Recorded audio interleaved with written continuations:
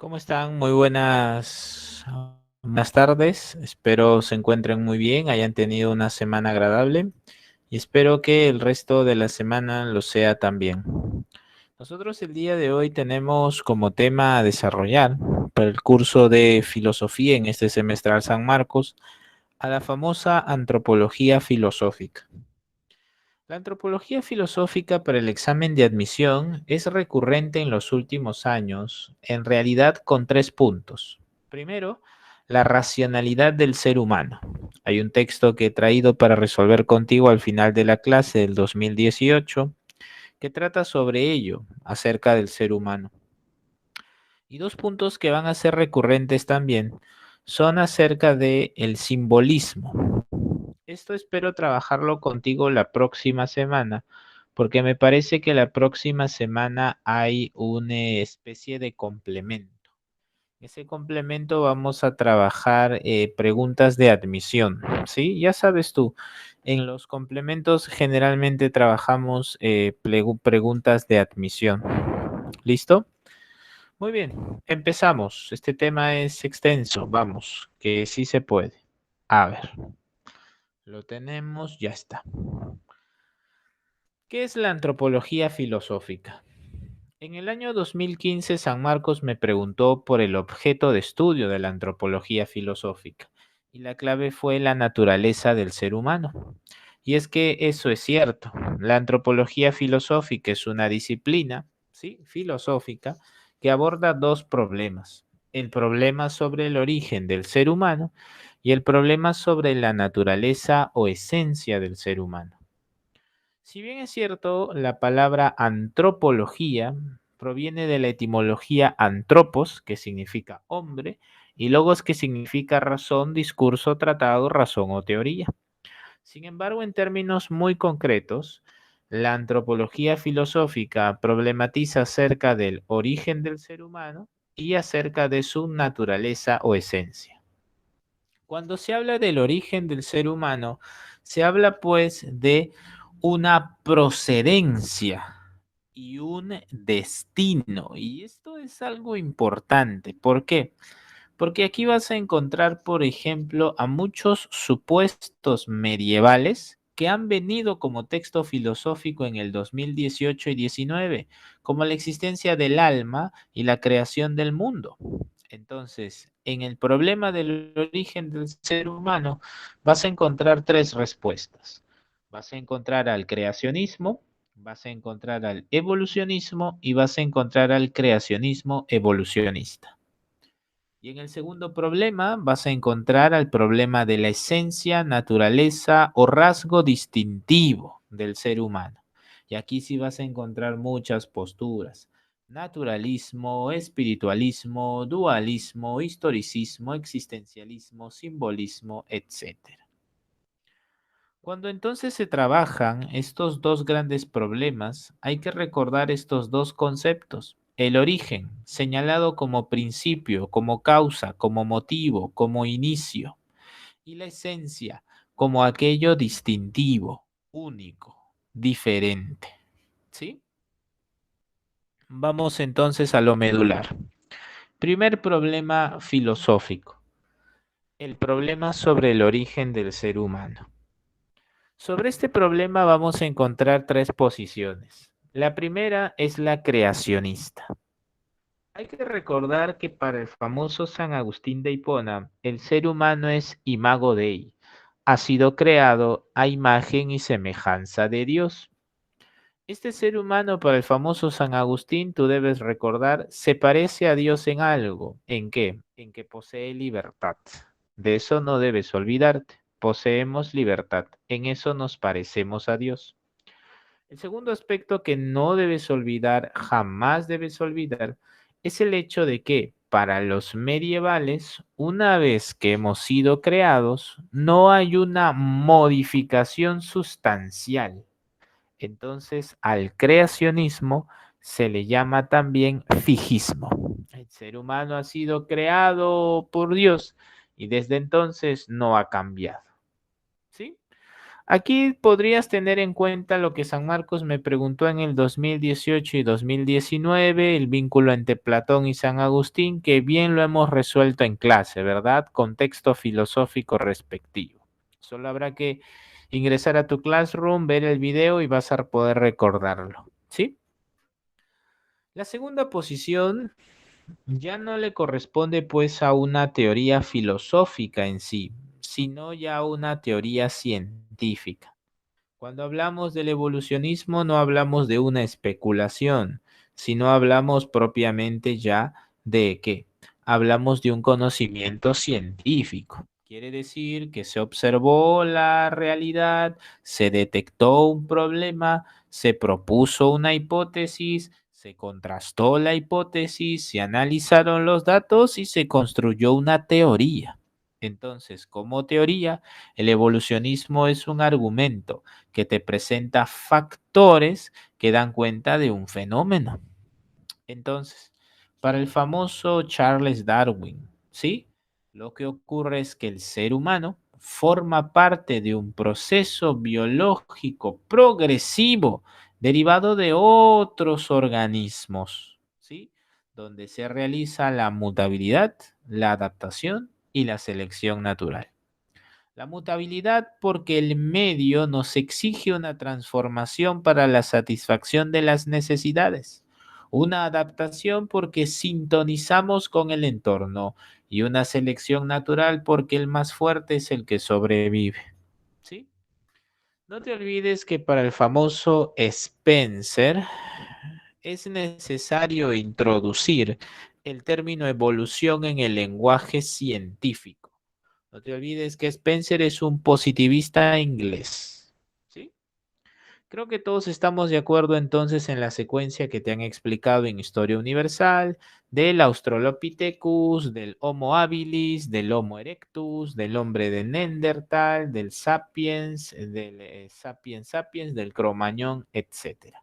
Creo que aquí no tenemos nosotros mayor dificultad, ¿cierto? ¿Verdad? Muy bien. A manera de dato, a manera de dato, a manera de dato, a manera de dato. Y esto les va a parecer fascinante. Todos ustedes saben que vivimos una pandemia terrible, pero que en un sentido podemos llamarle positivo, ya hay vacunas, ¿verdad? Bueno, ustedes, por ejemplo, deben saber que, por ejemplo, la vacuna AstraZeneca de Oxford es una vacuna que se deriva de un adenovirus de chimpancé. Ustedes saben que nosotros con ellos compartimos más del 90% de semejanza en el ADN. Eh, entonces, una persona que considera correcta la teoría evolucionista, encontraría en este caso un argumento que puede apoyar la postura. ¿Cómo es posible que el adenovirus de un chimpancé pueda servir para la efectividad de una vacuna o el desarrollo de una vacuna, me corrijo en todo caso, y esto sea aceptado por nosotros, como pueden ustedes notarlo? La vacuna AstraZeneca de Oxford se fundamenta en los estudios y la realización de los adenovirus de chimpancé. Si no fuéramos compatibles con ellos, tal vez la respuesta no sería la mejor. ¿Se dan cuenta? Allí está entonces el famoso evolucionismo. ¿Listo? Muy bien. ¿Hay una tercera posición, profesor? Sí. En 1952, el famoso paleontólogo jesuita Pierre Teilhard de Chardin concebía que la evolución era real, pero que era un proceso guiado por Dios. ¿Cómo así llegó a esta conclusión, profesor? Bueno, el famoso investigador Pierre Teilhard de Chardin concebía que dentro del proceso de hominización hay también una secuencia biológica programada para acercarnos a Dios, para creer en lo suprasensible. ¿Cómo así, profesor? Sí, el hombre de Neandertal, si bien es cierto, maneja el fuego y entierra a sus muertos, Pero bueno, el enterrar a sus muertos no es exclusivo del ser humano. Sabemos que enterrar a los muertos implica un mecanismo de supervivencia animal. Si dejamos a los animales a la intemperie muertos, podrían atacar nosotros que quieran alimentarse de él. Pero la diferencia con el Neandertal es que bueno, tú sabes muy bien, este Neandertal lo que hace es realizar rituales o ceremonias. Entonces, para Pierre Teilhard de Chardin, la conciencia humana, incluso dentro del proceso de hominización, se orienta a un encuentro con una conciencia superior, que sería para él Dios. Entonces, de acuerdo a la postura de Pierre Teilhard de Chardin, existen tres grandes momentos del desarrollo del universo: la cosmogénesis, la biogénesis y la cristosfera. ¿Cómo es esto, profesor? Sí. Atentos con la siguiente gráfica, por favor. En la propuesta del famoso Pierre Teilhard de Chardin, la unión creadora, él nos dice que la cosmogénesis da cuenta de la existencia de lo múltiple, la materia, el universo en general. La biogénesis ya habla de una vida aquí, del inicio de lo que podríamos llamar nosotros lo vegetativo y lo sensitivo. Pero lo que le importa a Pierre Teilhard de Chardin es la antropogénesis. Cuando el ser humano atravesó el proceso de hominización, no solo desarrolló cambios físicos que le permitían sobrevivir, sino que los conocimientos que desarrolló han ido de lo simple a lo complejo. Así como pudimos conocer lo más elemental desde un desarrollo de la inteligencia, ¿verdad? Podemos también elevar nuestros conocimientos hacia los grandes avances de la matemática, la física y la química. Para Pierre Teilhard de Chardin, la conciencia del ser humano apunta a Dios. Piensa que en un encuentro superior y último podemos alcanzar nuestro máximo perfeccionamiento, o mejor dicho, nuestro máximo nivel o potencial al llegar a un encuentro con el Omega. ¿Sí? Entonces, para Pierre Teilhard de Chardin, el proceso evolutivo ha sido guiado por Dios. Cuando él propuso esto en los años 50, claramente fue desestimado.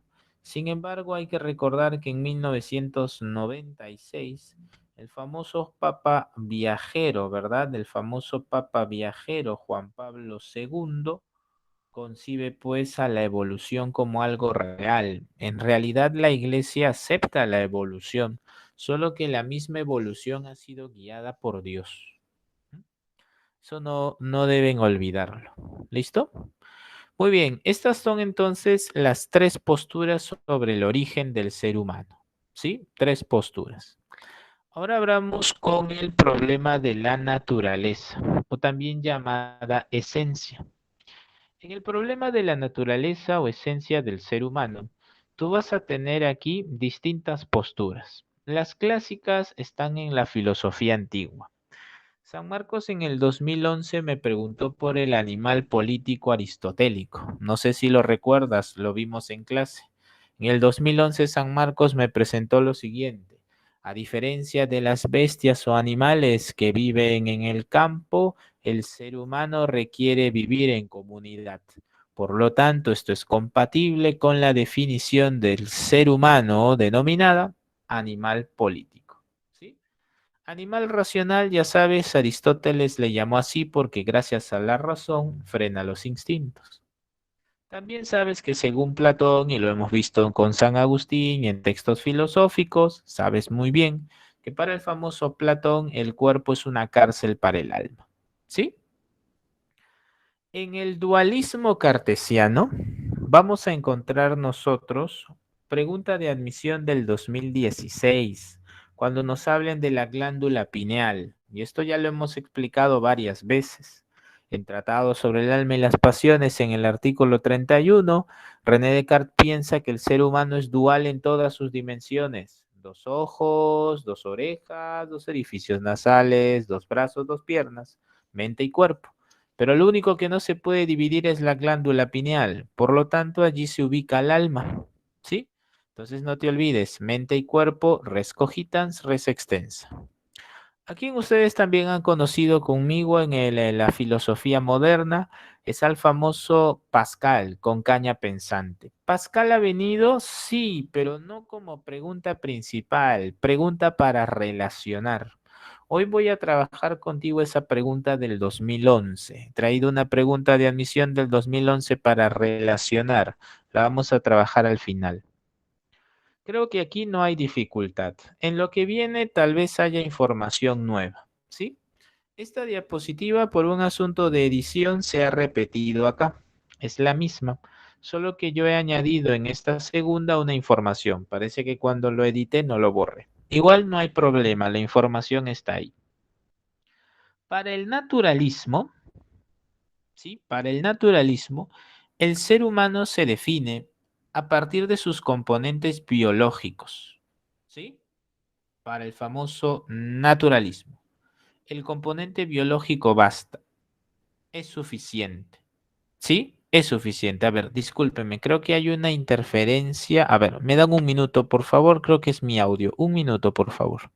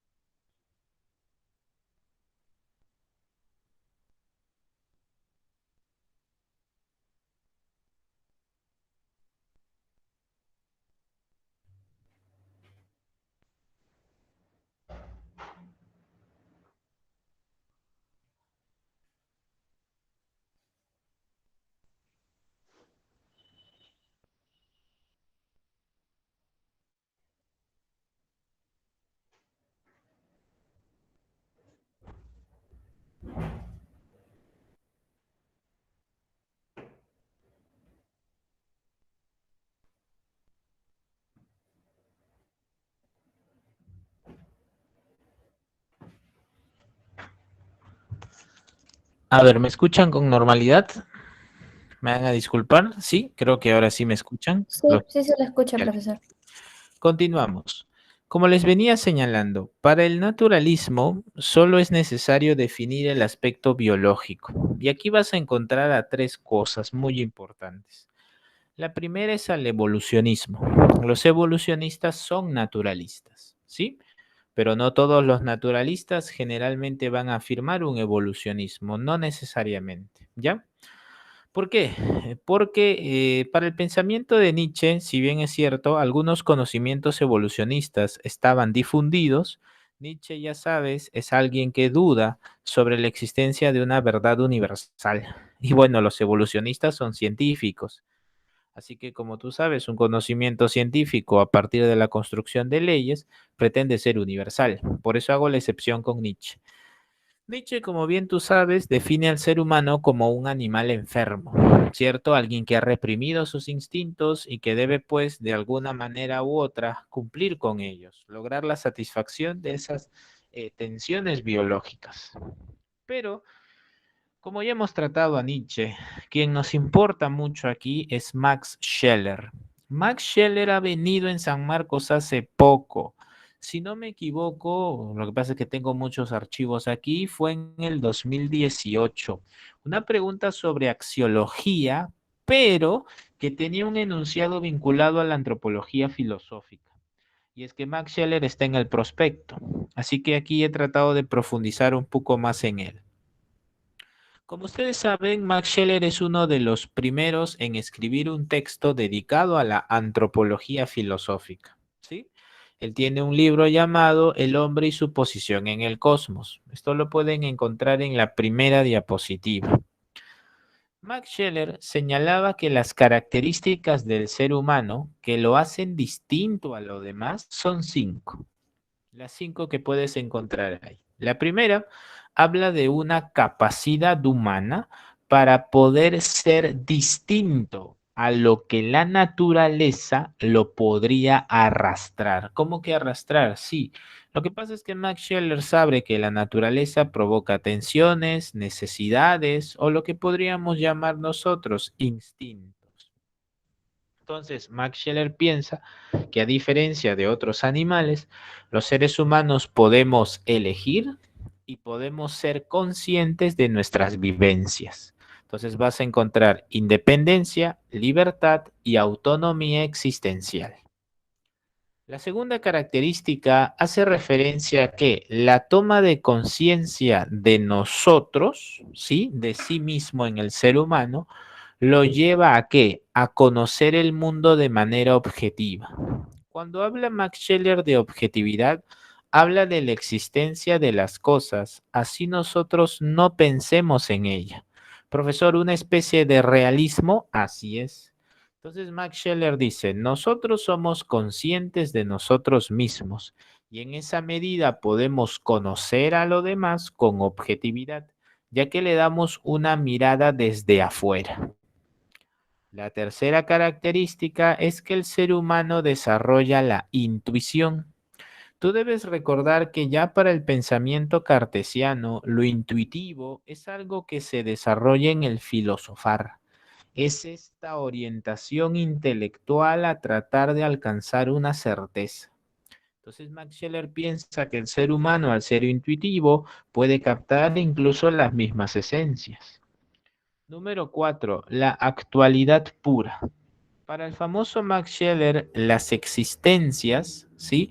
De las cosas, es decir, las cosas tal y como son ahora, pueden ser muy bien conocidas por nosotros. Y nosotros como seres humanos tendríamos una actualidad pura en la medida que existimos hoy y somos conscientes del presente.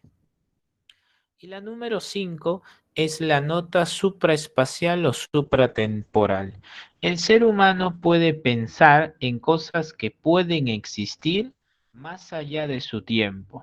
Básicamente lo que está haciendo Max Scheler es afirmando características mentales que aún no se habían demostrado, como la planificación, la estimación del tiempo, el juicio y las características de tu personalidad. Profesor, esas son funciones del área prefrontal, así es, pero es un filósofo de inicios del siglo XX, está especulando. A partir de estas 5 características, en Max Scheler nosotros podemos inferir dos. Primero, el ser humano es alguien que puede autoconocerse y es consciente de su existencia. ¿De qué manera? Distinta a las demás, ¿sí? Y en segundo lugar, es un ser espiritual porque lo que lo define es el uso de su razón, sus valores morales y el desarrollo de su intuición, ¿sí? Por favor, su compañera Ruth, apague el micro, gracias. No se olviden, por favor, desactivar los micros. Cuidado. Continuamos. El historicismo.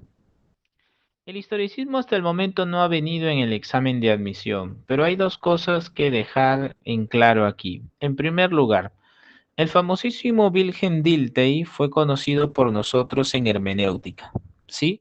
El famoso Wilhelm Dilthey sabe muy bien que los seres humanos, al tener historia, han sido conscientes de todos los cambios que han desarrollado en su sociedad. Entonces, la conciencia histórica es aquello que para Dilthey nos permite organizarnos, intervenir sobre el mundo y cambiar las cosas que consideremos están equivocadas.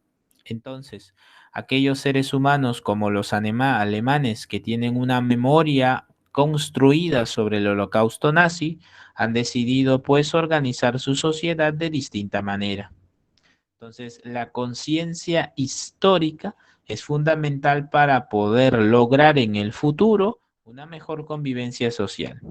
El historicismo entonces considera que el ser humano es un ser activo en los procesos históricos. Tiene conciencia histórica, sabe que puede modificar, sabe que puede cambiar para mejorar a su sociedad.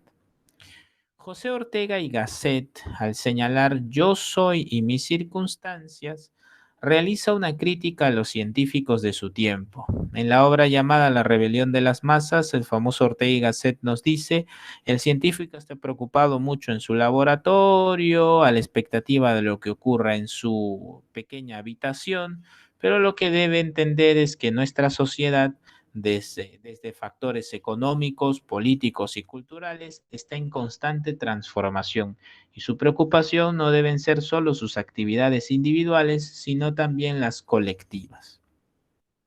Entonces, cuando se habla en realidad de historicismo en la antropología filosófica, se habla de un ser humano que se define a sí mismo como parte de distintos procesos históricos donde él ha participado para transformar su sociedad.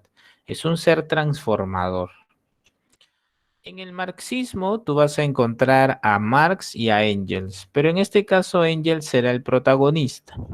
El famoso Engels o Engels, como quieras llamarlo, nos habla del Homo faber. No es el único. El famoso Benjamin Franklin también habla del Homo faber. El Homo faber es el hombre que fabrica. De acuerdo al pensamiento del famosísimo Engels, los seres humanos, y esto forma parte, recuerda, del materialismo histórico y dialéctico. El ser humano, ¿qué hace? El ser humano, gracias al trabajo, transforma la naturaleza, ¿sí? Entonces, el ser humano transforma. Esta transformación en términos evolutivos, tú debes recordar, ocurre cuando nosotros, dentro del proceso de hominización, logramos el famoso movimiento del dedo oponible. Esto le permitió tomar herramientas, construir otras y, como consecuencia, mejorar nuestras condiciones de vida. Entonces, el Homo faber es el ser humano que fabrica. Como ha transformado la naturaleza y el trabajo es aquello que permite la transformación de la misma, entonces Engels pensará que la esencia del ser humano está en el trabajo. No te olvides que para ellos, para el materialismo dialéctico e histórico, el trabajo le otorga valor a las cosas, ¿sí? Tampoco Marx ha sido recurrente, ¿no? El existencialismo de Heidegger. Miren, Heidegger tampoco ha venido mucho en el examen de admisión y creo que hemos tenido una clase para ellos, ¿verdad? Así que solo vamos a mencionar algunas cositas. Recuerda que para Heidegger el ser humano primero existe y luego se define. Recuerda que para él el ser humano está arrojado en el mundo, y al estar arrojado en el mundo está arrojado en que en el tiempo, ¿sí? Al estar arrojado en el tiempo, con toda seguridad, lo único que sabe es que va a morir. Entonces, un Dasein es un ser humano arrojado al mundo, arrojado en el tiempo y con la única seguridad que va a morir. A partir de esto, del ser para la muerte, es que Heidegger piensa que los seres humanos pueden existir de dos maneras: de manera auténtica y de manera inauténtica. Si el ser humano no reconoce su finitud, no lo hace, no reconoce su finitud, ¿sí? Entonces para Heidegger se autoengaña, ¿sí? Y en ese proceso va a vivir de manera impersonal. Quiere decir que no logrará alcanzar su máximo potencial, será básicamente uno más del montón. Pero si el ser humano reconoce su finitud, puede elegir mejor y en el proceso incluso utilizar a otros como medio para satisfacer sus necesidades, se espera que Heidegger nos señale lo siguiente: el ser humano existe de manera auténtica cuando reconoce su finitud y emplea los mejores recursos y toma las mejores decisiones para alcanzar su máximo potencial, desarrollarse de manera creativa. Quien sí ha venido en el examen de admisión, específicamente del 2019, y he traído la pregunta de admisión al respecto, hoy hay varias preguntas de admisión que resolver, es el famoso Sartre. También lo hemos trabajado aquí en clase. Recuerda que para Jean-Paul Sartre hay una influencia materialista, mientras que para Heidegger la conciencia está en nosotros. Para Sartre, el mundo es una lucha de existencias. Como buen materialista que es, piensa que las conductas humanas revelan la conciencia de las personas. Según Sartre, ya tú sabes, el ser humano es una pasión inútil y es un absurdo. ¿Por qué? Porque el ser humano es algo desde el pasado y nada hacia el futuro. Siempre es un proyecto a realizarse. Este proyecto revela que el ser humano está condenado a ser libre, condenado a elegir. También ustedes seguramente ya saben que para el famoso Sartre la esencia precede a la existencia, o perdón, la existencia precede a la esencia. Cuando Sartre dice en el existencialismo es un humanismo, la existencia precede a la esencia, nos está diciendo que el ser humano no tiene una naturaleza, no tiene un propósito definido, no está predeterminado, sino que es autónomo para tomar sus decisiones, elegir y hacerse responsable de sus consecuencias. ¿Sí? Entonces, esto me vino en el 2019. El ser humano para Jean-Paul Sartre no tiene naturaleza, no hay una esencia. Saben ustedes muy bien que Sartre es un hombre o fue un intelectual muy vinculado a la política. Aquí está reuniéndose con el Che Guevara. A su lado está la famosa feminista Simone de Beauvoir, autora del Segundo Sexo, representante del feminismo occidental. Este sí nos interesa mucho, porque ha venido dos veces como texto filosófico. Este texto filosófico sí lo vamos a trabajar la próxima semana, porque como les había señalado, creo que la próxima semana hay un complemento. Creo que es la próxima semana. Allí vamos a trabajar varias preguntas de admisión, sobre todo textos de William James y de Cassirer. Sí, muy atentos a ello, por favor. Aquí sí me voy a tardar un poco. El famoso Ernest Cassirer tiene obras muy importantes, pero una obra donde él sintetiza su posición se llamó así, Antropología Filosófica. Así se llamó, Antropología Filosófica. En esta obra, Cassirer hace un repaso de todos los filósofos, de todos, y nos dice, pues, muchos filósofos han tratado de definir al ser humano a partir del uso de su razón, de sus relaciones sociales, de la existencia del alma, de la presencia en la historia, hasta del mismo trabajo. Pero se han olvidado de algo, ¿de qué? Del lenguaje. Para el famoso Cassirer, el ser humano es un animal simbólico. ¿Por qué? Porque para él los signos y los símbolos han cumplido tres funciones a lo largo de su existencia. Todo signo, todo símbolo ha cumplido tres funciones. Primero, una función expresiva, ya sea el lenguaje, ya sea el arte, ya sea la religión, ya sea la ciencia, ya sea lo que exista para representar, puede manifestar los contenidos afectivos. En segundo lugar, puede construir conocimientos que te permitan relacionarte con el entorno. Y número tres, puede construir explicaciones sobre el mundo.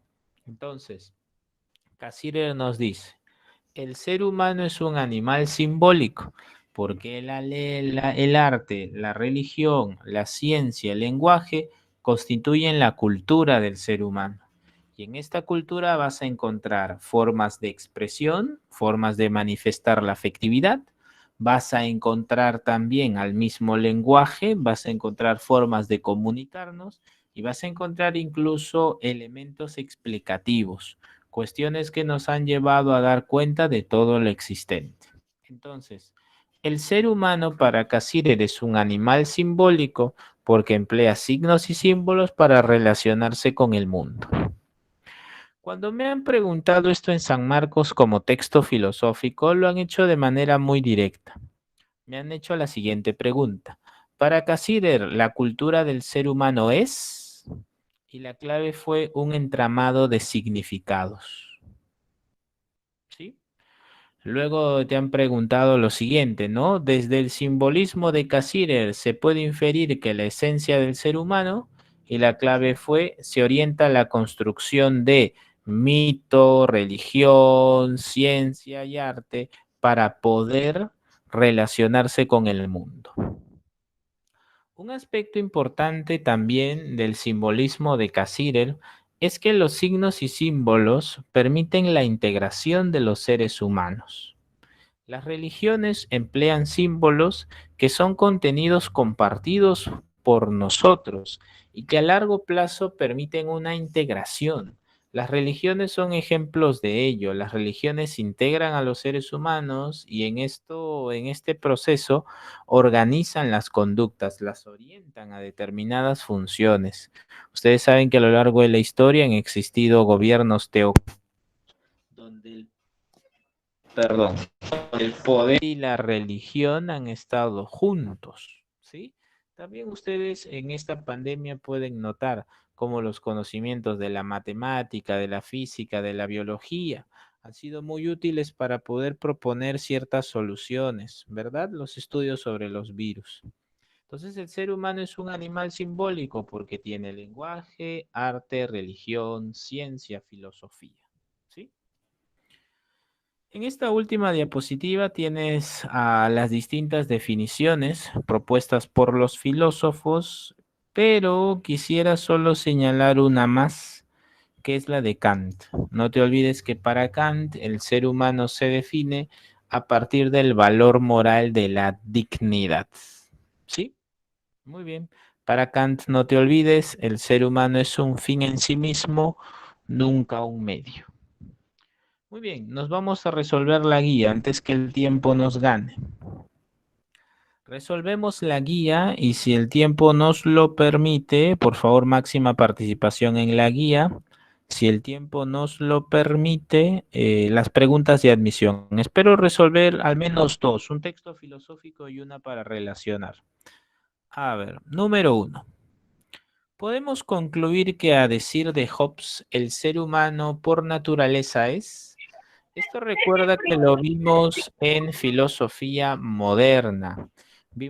Esto lo vimos con John Locke. Si ustedes observan, por ejemplo, eh, la diapositiva de John Locke, donde se encuentra el liberalismo político, van a encontrar una breve mención a Rousseau y a Hobbes. Recomiendo que la revisen.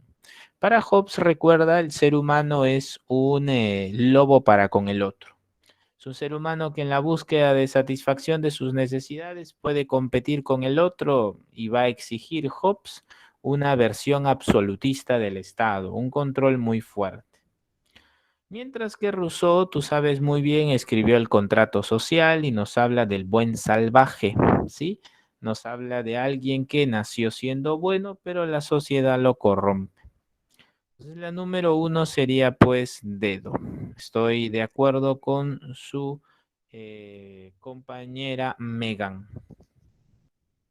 Número uno, dedo. Número dos, la posición filosófica que considera los rasgos físicos y biológicos como los caracteres distintivos del hombre se denomina, por un asunto aquí de inclusión, lo correcto sería el naturalismo.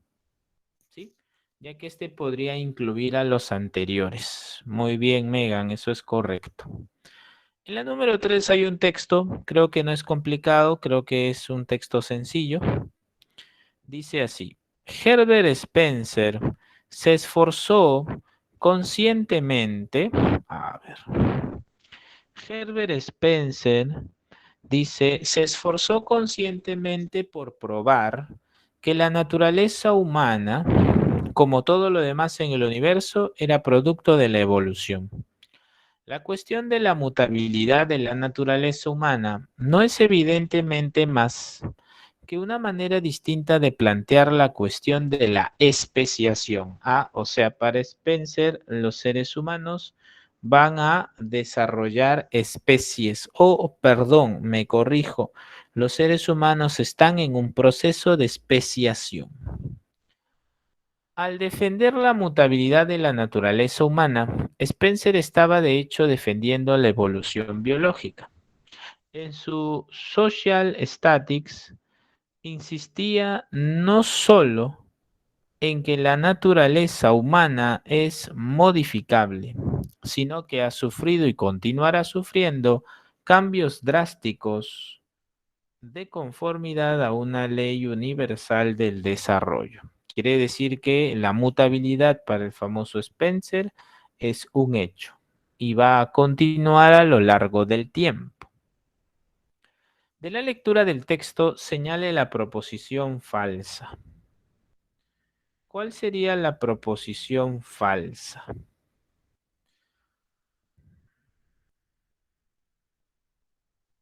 La proposición falsa, aquella que no tiene que ver con el texto, creo que estamos de acuerdo en que sería beso.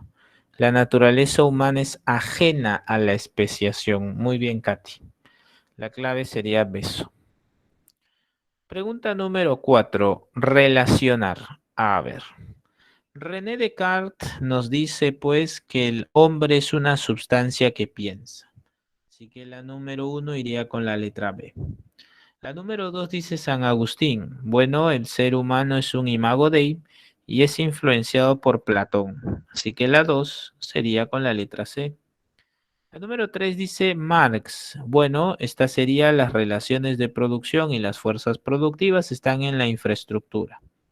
Así que la clave de la 3 sería beso y la 4 pues sería avión, ¿verdad? Para Max Scheler el ser humano tiene autonomía existencial.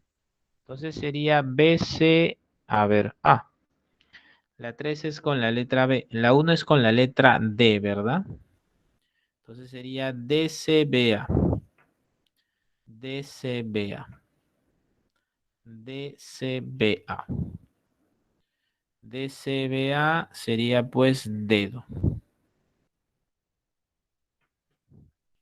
Pregunta número 5. Encuentra la relación correcta.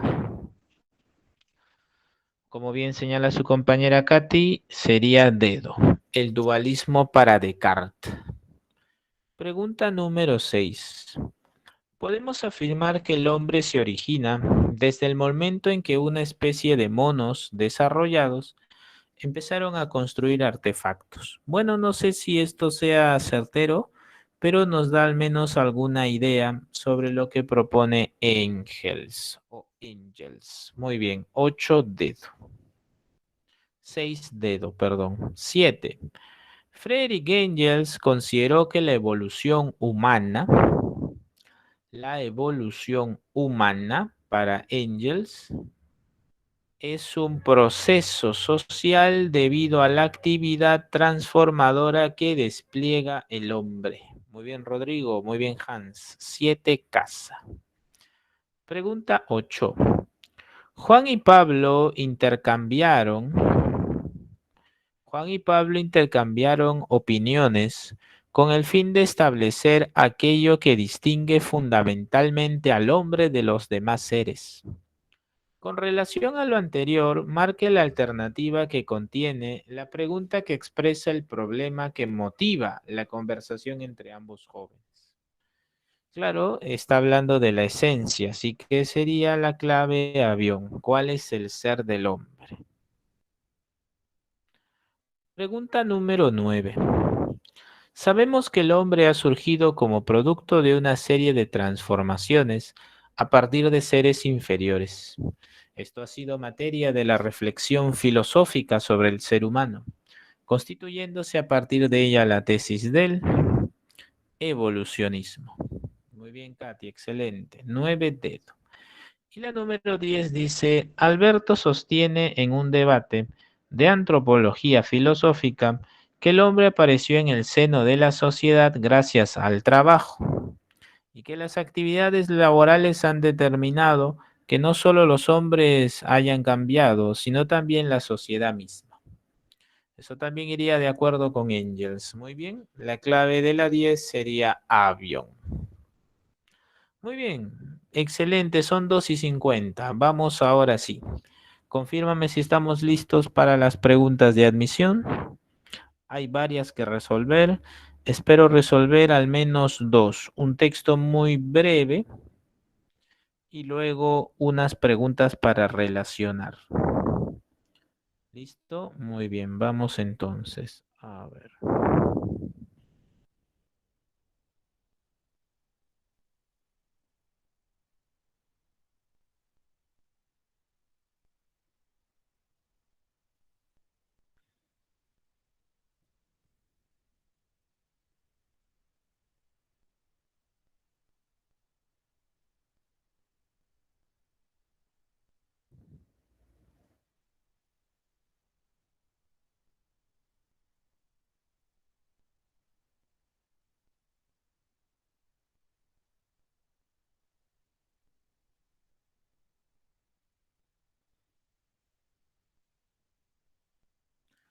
Muy bien, este es un texto muy sencillo, a solo 2 minutos, ¿sí? Son 2:52, 2:54. Vamos.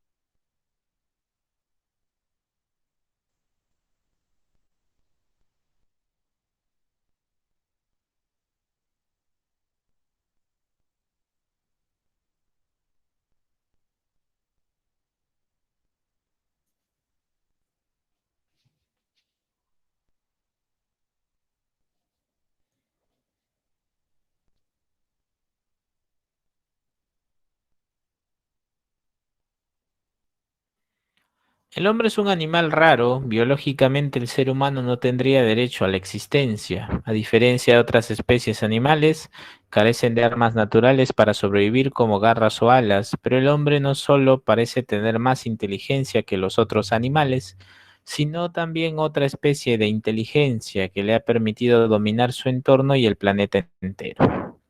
Podemos deducir que Bochensky distingue al hombre de los demás animales debido a lo que considera principalmente un ser racional. Muy bien, María Eugenia, muy bien, Rodrigo, muy bien, Lenin, muy bien, Hans, muy bien, Leslie. Excelente. Vamos a ver con otra pregunta. Esta es una pregunta para relacionar. Esta está más difícil. A ver, son exactamente 2:55. Muy bien, 2:57. Leo tu clave, vamos.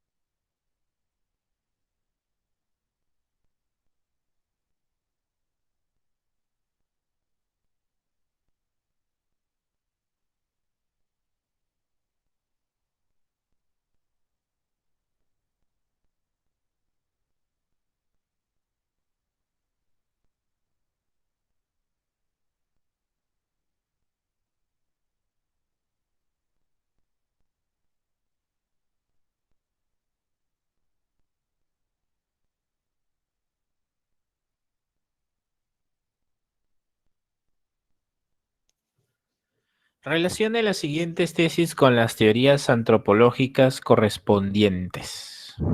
A ver. Primero, vamos por lo conocido. Si tú encuentras términos que te parecen un tanto extraño, pues no te preocupes, hay que relacionarlos. A ver, en primer lugar, tenemos nosotros aquí.